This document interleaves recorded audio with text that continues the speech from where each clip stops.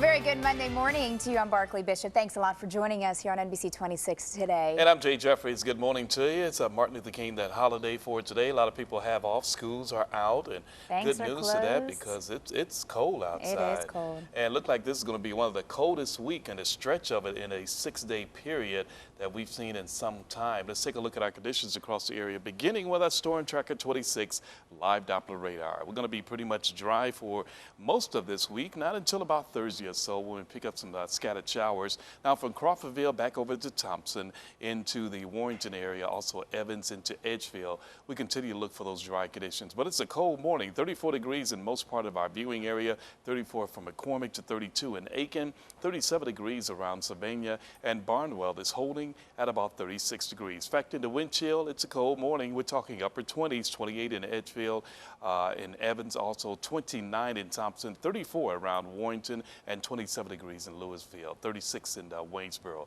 Our winds are going to be very windy this afternoon, especially out of the northwest at 8 miles an hour now at Augusta, 7 out of Aiken, and 7 out of the Evans area. So right now we're 33, 8 a.m., temperature of 35, and noontime of 42. Let's get to our news now. Here's Barkley.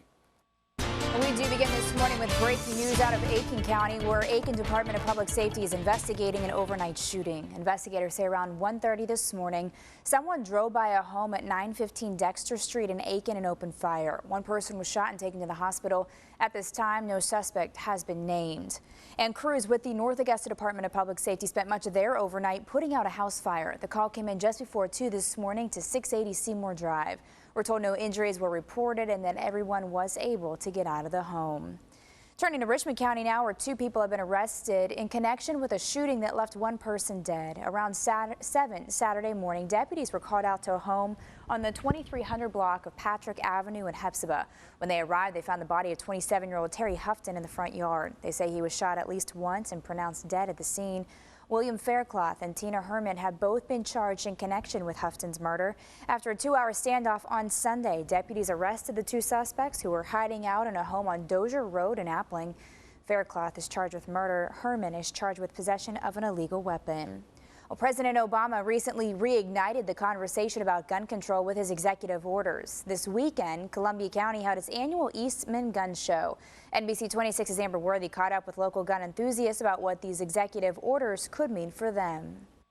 Criminals aren't going to buy their guns from gun shows or legitimate places. You could sit there and put any sanction you want on anything, and they'll still get away, or they'll still have a way to get it. And that's what many gun supporters told me at the Eastman Gun Show Saturday at the Columbia County Exhibition Center. After President Obama's executive orders, gun vendors tell me that sales spiked for many of their shops because folks believe in protecting their Second Amendment rights. There's a lot of I'm going to shoot you before you shoot my family, which is what should happen. People wouldn't be afraid of the weapons if they would just, take the training.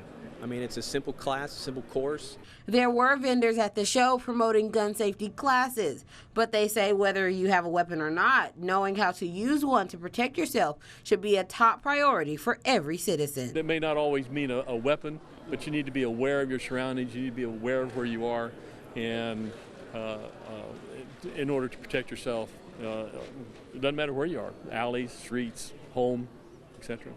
I believe every citizen should arm themselves, whether it's concealed carry, open carry, or anything in between. It's your right to do so, and you should be doing it. Organizers tell me that most vendors operate under federal regulations and complete background checks on site, but Obama is ordering that any transaction of a firearm have a background check attached, which could affect more than just gun shows like these and people who attend them.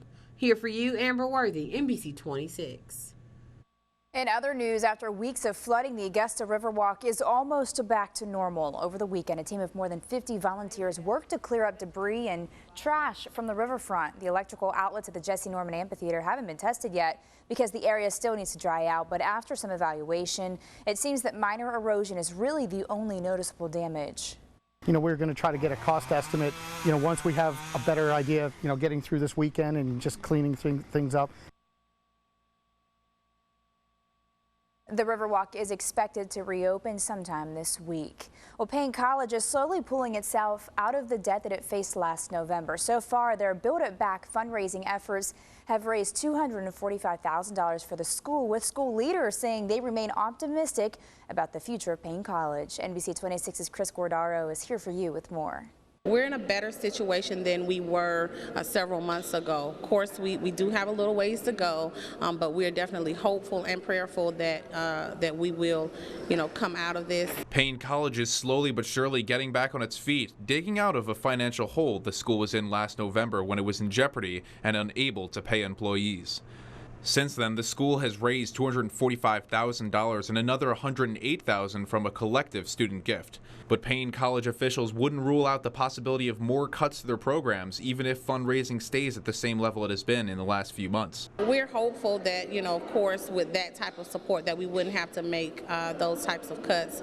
Certainly, it's hard when you have to make those types of decisions, but the leadership has to take a look at what our bottom line is and see what's in the best interest of the college. A Payne College alum organized Friday night's benefit concert, and a portion of the proceeds is going back to his struggling alma mater. This concert here is a concert to save Payne College. When Payne College said they were in trouble, I had the resources to help them. McCaster says providing Payne College with the concert is his way of giving back and rallying support for his school. I went to Payne, I love Payne, and I wanted to help. It's a historically black college, and I feel that we need to help our historically black colleges, and I love Payne. Payne College officials boast that they have received more than 200 new donors since November. To donate or for more information on their fundraisers, we have that posted on our website, NBC26.tv. Turning to our health check this morning, miracles continue to happen every day at the Children's Hospital of Georgia. 20 years ago, Dr. Robin Hatley met Ellen Strother for the first time. Strother was just an infant and had a heart condition that almost killed her. Dr. Hatley put her on a treatment that saved her life. Now, in her undergrad, Strother has decided that she wants to study medicine. Last summer, she returned to Children's Hospital to learn from the physician that gave her a second chance at life. Although Strother thinks Dr. Hatley is the one who changed her life, Dr. Hatley says she also changed his. And we see miracles every day, and she is one of our miracles, and people look at parting the Red Sea as a miracle. They need to come up here to the Children's Hospital of Georgia, and they can really see some amazing miracles in the 21st century. Strother is in her sophomore year at the University of South Carolina. Dr. Hatley says that he is looking forward to Strother being one of his colleagues in the future. And it is those doctors and nurses that we rely on so heavily anytime that we have to go to the hospital. But as NBC 26's Amber Worthy shows us, volunteers can be just as important. It's a scary process. You're told your son has cancer and you don't know what's going to happen. Carrie Kimmel is both a mother and chair of GRU's Family Advisory Council. She says her whole world changed after she learned her son had leukemia. Zach is now 13, and Mom says the hospital has come a long way with the help of what they call patient advisors. And you don't want to come here as a child, a little child, and all this scary stuff, just like not brought down to a child's level with, pictures, colors, and, books and TV shows for them. It all around helps. Patient advisors are selected for families, and they are friendly faces who can help explain what's going on.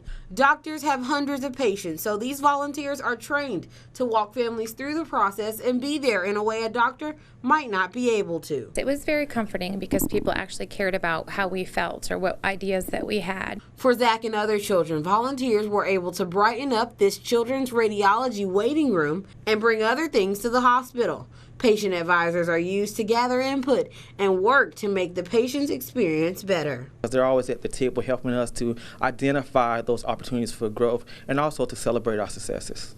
One success, Zach is in remission and hopes that with the community support, they can make other children's journey to remission as smooth as his. Here for you, Amber Worthy, NBC 26. There's a volunteer orientation coming up this spring. We also have that information posted on our website. Your NBC 26 Storm Tracker forecast with Jay Jeffries. Well, our current time now, it's coming up on 10 minutes after the hour. Good morning to you. Let's take a look at our conditions. Beginning at noontime for today, it will be cold and windy and temperature of 42 degrees. As we approach 4 p.m., mostly sunny skies and still windy conditions and 45. We drop those temperatures back above the freezing level again about 8 p.m. and temperature of 36. It will be those clear skies and very cold conditions, so do prepare for that. 10 after the hour for you this morning, and our temperatures will be just about in the say for 50s to the 40s across our viewing area for today. We're holding at about 33 degrees at Augusta Regional Airport, 36 in Daniel Field, tops of there of 35 and 32 around the Aikens Airport. Dry conditions for you for the most part, so no showers. Not really until about Thursday or so. So here is the breakdown for you. Coming up by Thursday, a 30% chance. As we approach Friday, 70% chance leading into the weekend. And we're going to have a pretty much of a dry weekend coming up, but temperatures will be just about normal in the 50s for the afternoon high. So don't look for the warming trend like we had like Sunday and Saturday. I mean, Saturday was beautiful. It was beautiful. It was a great weekend. Yeah. All right, Jay, thanks. Your latest national headlines still to come, including the Iowa caucus is just 2 weeks away. And last night, some top Democratic presidential candidates faced off in their last debate of this pre-election season. We'll break it all down when we return. Time now, 5:11.